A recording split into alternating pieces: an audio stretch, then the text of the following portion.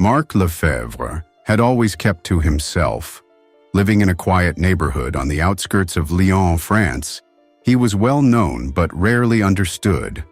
At first glance, he seemed like a reserved man, polite but distant.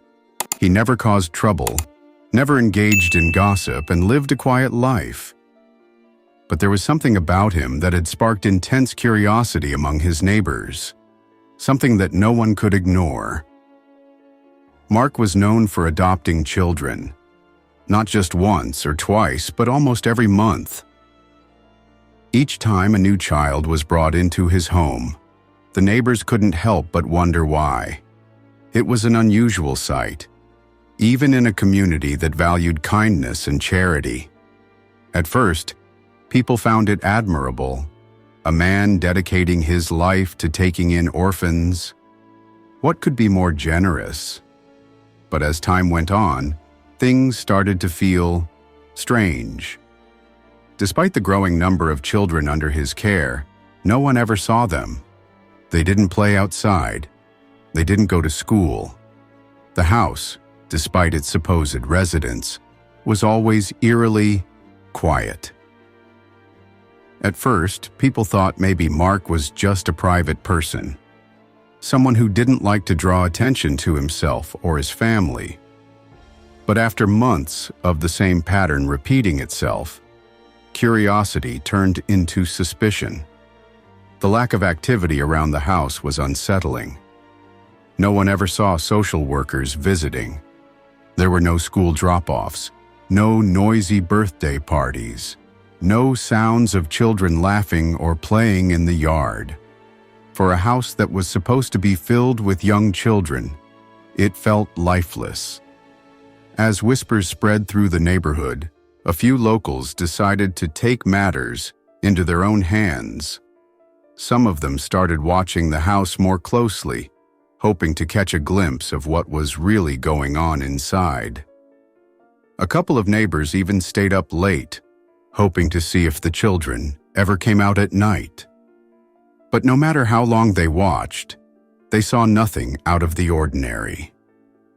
The lights would go on and off at expected hours. Sometimes shadows moved behind the curtains, but there was never any sign of the many children Marc had adopted. The mystery only deepened. Rumors began circulating. Some people believed Marc was running an illegal operation. Others thought something even worse was happening behind closed doors. A few neighbors even considered calling the authorities, but without any real evidence of wrongdoing. They hesitated. One evening, a small group decided they could no longer stay silent. They waited until Marc returned home from his usual errands, then approached him as he stepped out of his car. Trying to remain respectful, one of them spoke up. "Marc, we've noticed that you've been adopting a lot of children," the man said cautiously. "And we never see them. We just wanted to ask, why?" Marc looked at them for a long moment before finally smiling. "Come inside," he said. "I'll show you." The neighbors exchanged glances. They hadn't expected an invitation. They had imagined excuses, maybe even defensiveness. But instead, Marc was welcoming them inside. Cautiously, they followed him through the front door. What they saw next left them speechless. The house was nothing like what they had imagined. Instead of a cramped, chaotic space filled with children, they walked into an organized, well-maintained home that looked more like a specialized care center than a traditional house. Lining the walls were filled with educational materials, therapy tools, and medical equipment.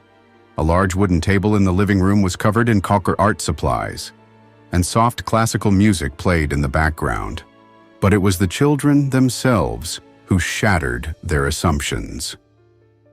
Sitting quietly in various parts of the house were children with severe disabilities and medical conditions. Some of them were in wheelchairs. Others had cognitive impairments that required specialized attention. A few were nonverbal, communicating only through gestures or assistive devices. They were the forgotten children of the foster system, the ones no one else wanted. Marc turned to his visitors, his expression calm. "I know what you were thinking," he said, "that I was hiding something terrible in here. But the truth is, I was hiding them from a world that had already rejected them." He explained that he had grown up in foster care himself. As a child, he had bounced from one home to another, never finding a place where he truly belonged. When he became an adult, he made a promise to himself. He would dedicate his life to giving these children the home he never had. The reason they were never seen outside was simple. Many of them couldn't walk, and others had immune system issues that made it unsafe for them to be in public places.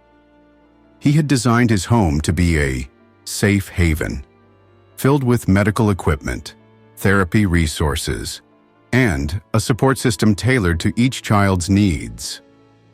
Marc had been doing everything alone, without government support, without seeking recognition, just quietly giving these children a chance at a better life.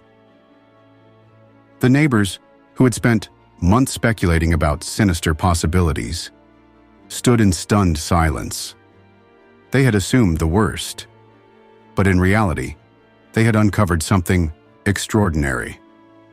Marc had been working tirelessly, selflessly, to care for children whom society had abandoned.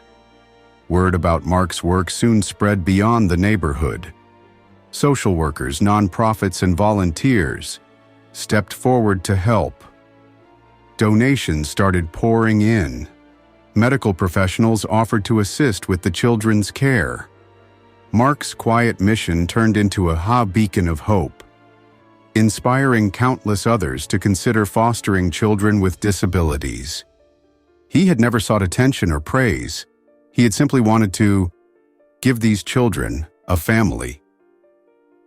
This story is a reminder that things are not always as they seem. Sometimes the people we judge the most harshly are the ones doing the greatest good. Marc's actions had shocked the neighborhood, but not for the reason they had expected. He wasn't hiding something sinister. He was hiding love, sacrifice, and an unwavering commitment to children who had no one else to turn to. What do you think about Marc's story? Have you ever misjudged someone only to realize later that you were wrong? Let us know in the comments. And if you believe in the power of compassion and kindness,